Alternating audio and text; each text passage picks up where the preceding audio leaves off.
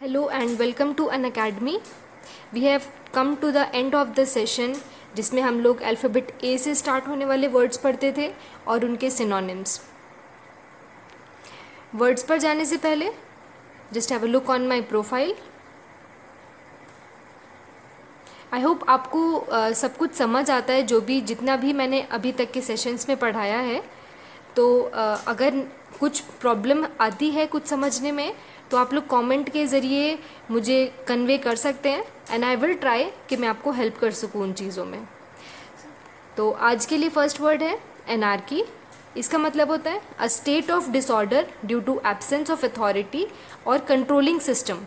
कोई अथॉरिटी या फिर रूलर की एब्सेंस में विद्रोह करना या फिर उनके अगेंस्ट भड़काना, लोगों को एक्शंस करना अथॉरिटी के अगेंस्ट, उसको बोला जाता है anarchy. Insurrection a violent uprising against an authority और गवर्नमेंट के कोई कम्युनिटी या फिर ग्रुप ऑफ पीपल, एक जो अभी एग्जिस्टिंग अथॉरिटी है या फिर जो एग्जिस्टिंग गवर्नमेंट है उसके अगेंस्ट बोलना या फिर उसके अगेंस्ट एक्शन करना, विद्रोह पैदा करना लोगों में, that is called insurrection. Mutiny refuse to obey the orders of a person in authority.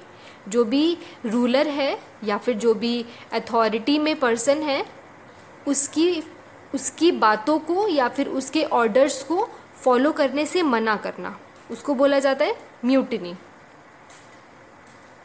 Pandemonium wild and noisy disorder और कन्फ्यूजन, मतलब भड़काऊ स्टेटमेंट देना, लोगों को लॉ एंड ऑर्डर के अगेंस्ट भड़काना, that is called pandemonium. Chaos complete disorder and confusion, अराजकता, law and order ढंग से फॉलो नहीं हो रहा है जिसकी वजह से लोगों में कन्फ्यूजन्स पैदा हो रहे हैं, दैट इज कॉल्ड केओस। अब वर्ड आता है एंशिएंट। एंशिएंट का मतलब होता है belonging to the very distant past and no longer in existent. जो चीज़ काफ़ी पुरानी हो चुकी है और करंट पीरियड में उसका कोई एग्जिस्टेंस नहीं है, that is called ancient. Antediluvian ridiculously old fashion, बहुत ज़्यादा पुराना, उसको बोला जाता है antediluvian. Archaic of an early period of art और कल्चर, आर्ट और कल्चर जो कि काफ़ी पुरानी है और आज की डेट में वो बनाई नहीं जाती है या फॉलो नहीं होती है, that is called archaic. Antique belonging to ancient times, प्राचीन काल का, पुराने टाइम का, जैसे कि अगर बोला जाए तो न्योलिथिक एज की चीज़ें जो कि आज हम जो हमारे आर्कियोलॉजिस्ट जो होते हैं जो अपने प्रोजेक्ट्स में नई नई चीज़ों को ढूंढते हैं उनको बोला जाता है एंटीक, जो कि आज की डेट में नहीं है।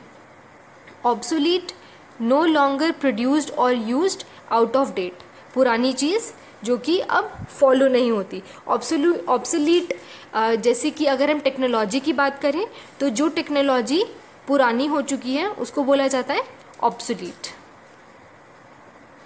अब वर्ड आता है एंग्विश, मीनिंग सीवियर पेन और फिजिकल पेन। सीवियर पेन बहुत ज़्यादा, मेंटल मतलब कि किसी को टेंशन है बहुत ज़्यादा, डिप्रेशन में है, और फिजिकल पेन का मतलब होता है body pain. Agony extreme physical और mental suffering.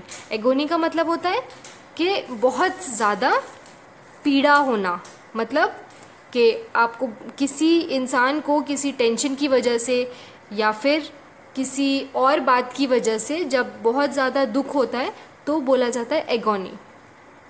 Torment severe physical और mental suffering, just like agony and anguish, torment is same relating to physical pain and mental pain. Grief intense sorrow specially caused by someone's death, किसी की death पर जब दुख होता है उसको बोला जाता है ग्रीफ। माइजरी अ स्टेट और फीलिंग ऑफ ग्रेट फिजिकल और मेंटल डिस्ट्रेस और डिस्कम्फर्ट, दुख बहुत ज़्यादा एक्सट्रीम लेवल का, उसको बोला जाता है मिजरी। अब वर्ड आता है annotation, comment added to a text और अ डायग्राम। जैसे कि अगर आप इस फिगर में देखेंगे तो यहाँ पे जो ये फ्लैट टायर लिखा है, इसका मतलब इसको हम एनोटेशन बोलते हैं। मतलब कि जो चीज़ किसी इमेज में है या फिर किसी टेक्स्ट में जो चीज़ हाईलाइट करने वाली होती है, अलग से दिखाने वाली, उसको एनोटेशन बोला जाता है। Comment, written remark expressing an opinion और रिएक्शन, जो कि फुटनोट्स जिनको बोला जाता है, रिमार्क्स जो हम लिख देते हैं वो कमेंट कहलाते हैं। कमेंट को हम किसी इंसान का पर्सनल ओपिनियन भी बोल सकते हैं, या फिर कुछ देखने के बाद या कुछ पढ़ने के बाद जो रिएक्शन आता है उसको भी कमेंट बोला जाता है। एल्यूसिडेशन, explanation that makes something clear, clarification, justification जिसको बोला जाता है। बट जस्टिफिकेशन जो होता है उस जस्टिफिकेशन का मतलब होता है सलाह देना, या फिर आप बोल सकते हैं जस्टिफिकेशन होता है कि कुछ एक्शन करने के बाद उसका एक्सप्लेनेशन देना। बट एल्यूसिडेशन का मतलब होता है एक्सप्लेन करना, क्लैरिफाई करना किसी स्टेटमेंट को, और ताकि और बेटर तरीके से समझ में आए। एक्सप्लेनेशन, अ स्टेटमेंट और account that make something clear, ज़्यादा बेटर तरीके से समझाने के लिए एक्सप्लेन करना।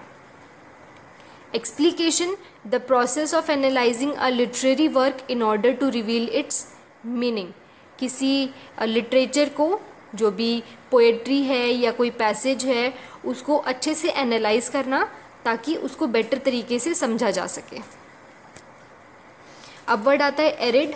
एरिड का मतलब होता है very dry because of very little और नो रेन, सूखा, जिसको हम बंजर भी बोलते हैं। बंजर इसलिए क्योंकि वहाँ पे बहुत कम बारिश होती है या बिल्कुल ही बारिश नहीं होती है, पानी की कमी, that is arid.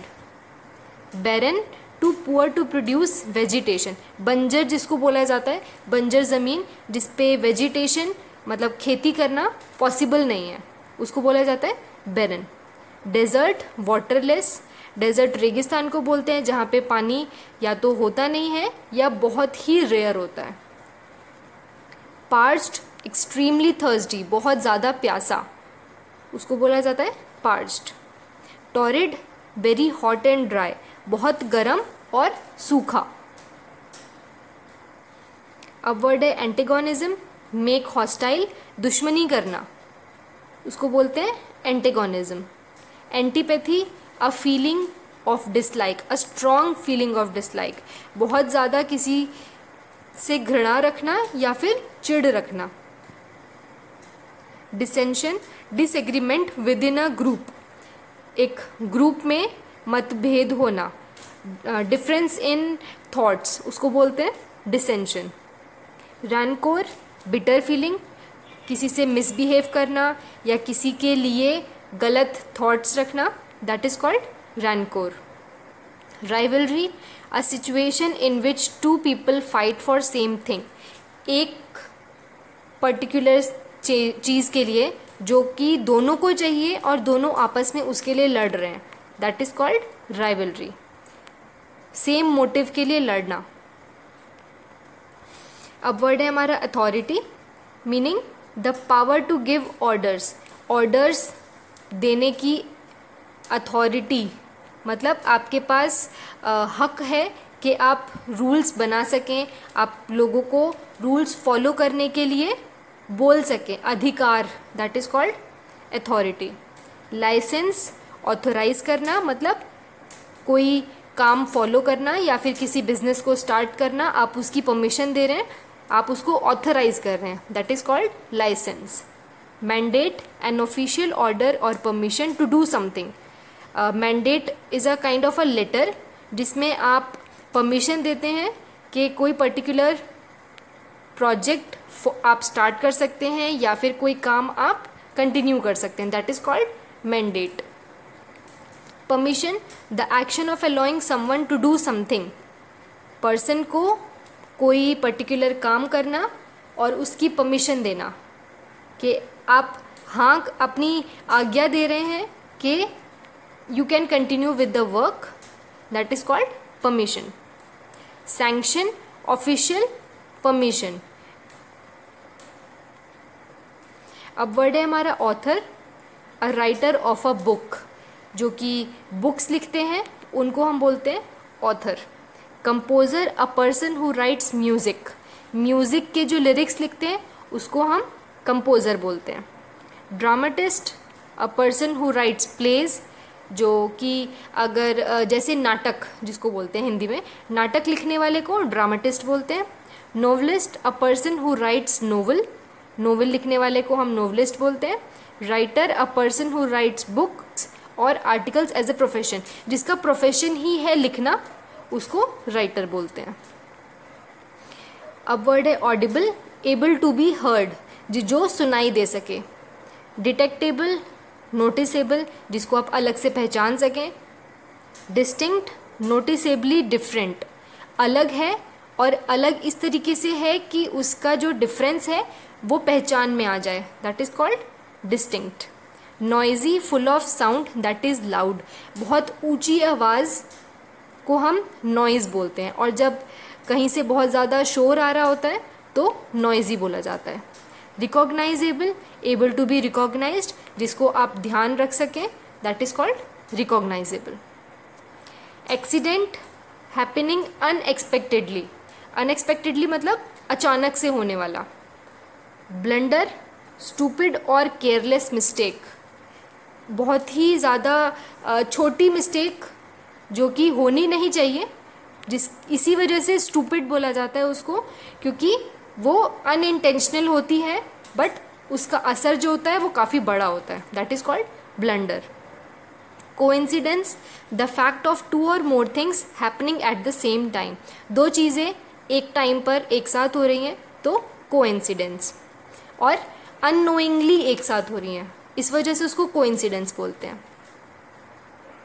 Fluke, lucky chance occurrences, जिसको हम बोलते हैं कि कोई काम हुआ बट सरप्राइजिंगली बहुत अननोन वे में, जिसका कोई चांस नहीं था बट हो गया, दैट इज़ कॉल्ड फ्लूक।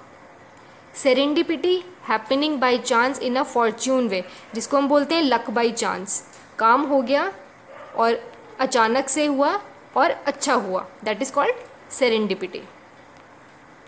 आज के लिए बस इतना ही।